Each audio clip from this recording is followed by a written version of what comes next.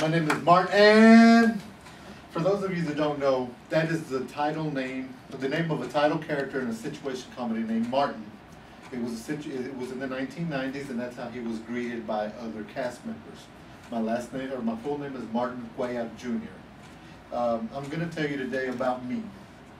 I made a lot of mistakes in my youth, in high school, as far as my education. I didn't pay enough attention to it, and I paid the price. I flunked out of school. But in the end, I came back, and I'm back in college, and I'm going to graduate, but I guess better late than never. I come from a small town in West Texas. I know everybody's heard of a town with one traffic light. I lived in one. There were 4 Mexican-American families in this town, and 3 of them were related. You want to guess which one wasn't? Ours. But my mom and dad liked it, and you know, it was home. In the 7th and 8th grade class, my 7th and 8th grades, I was introduced to team sports. I was hooked. I played football. That's what I was good at. As a freshman, they talked about me playing on the varsity because I was that good. I never made it, but I still did well on junior varsity. My sophomore year, I decided to quit football. I said, I'm too good for this. I want them to beg me to come play.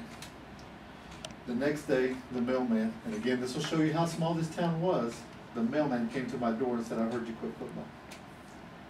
I told him, yes, I had quit. I didn't feel like playing. No one ever came to beg me to play. So I lived on. After I graduated high school, I took a year off from college. I went, got a job, found people that liked to party. When I went back to school the next year, I chose partying and my job over my education. My first semester, I failed 3 of my 5 classes. My second semester, I failed them all. I was effectively out of school. Many years later, I work in a call center as a supervisor. I'm proud of my achievements without a college degree, but still in the back of my mind is that thought that I never got my degree. I meet and fall in love with the love of my life. We get married. Life is great. We're going to find out we're having a baby. Life is fantastic. The day before my wife is to be induced for labor, I'm called into human resources. They tell me they're eliminating my position effective immediately. So the day before my baby's born, they fire me. I know all of you can imagine being fired, going in and laying off. That's why you're here. So that's why, you know, it's people like you and the birth of my child that inspire me.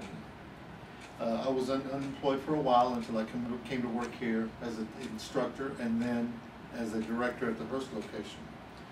My wife and my daughter are my role models. I want to be a role model for them, rather. And so in March, I transferred the credits that I did receive from my failed attempt at school the first time to Mountain View College.